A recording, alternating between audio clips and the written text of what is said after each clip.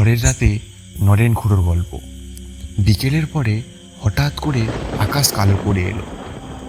বিদ্যুতের ঝলক, মেঘের গর্জন, আর রাত নামতেই শুরু হলো প্রচণ্ড ঝড়।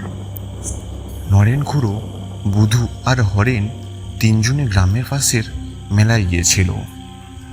ফেরার সময় দেখে ঝড় শুরু হয়ে গেছে। গাছপালা দিয়ে ভরা একটা ফাঁকা রাস্তা ধরে ফিরছিল ওরা। চারপাশে শুধু ঝড় আর বৃষ্টি, আর বিদ্যুৎ চমকাচ্ছে। হঠাৎ ওরা বুঝতে পারল পথটা যেন আগের মতো নেই, যেন কিছু একটা তাদের ঘুরিয়ে অন্য কোথাও নিয়ে যাচ্ছে। নরেন খুড়ো কাঁপা গলায় বলল, এই রাস্তা তো কবরস্থানের দিকে যায় না তো? অদ্ভুত আওয়াজ।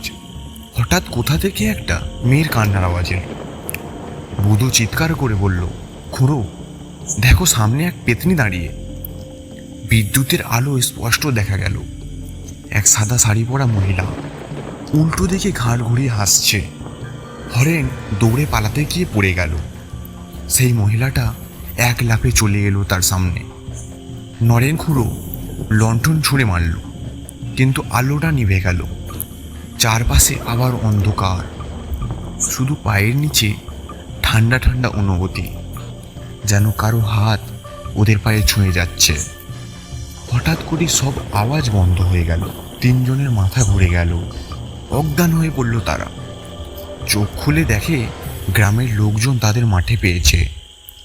কিন্তু আশ্চর্যের বিষয়, ওরা যেখানে অজ্ঞান হয়েছিল সেখানে নাকি কোনো রাস্তা বা গাছ ছিল না, শুধু পুরনো এক শ্মশানের জায়গা। শেষে নরেন খুড়ো বলল, ওই ঝড়ের রাতে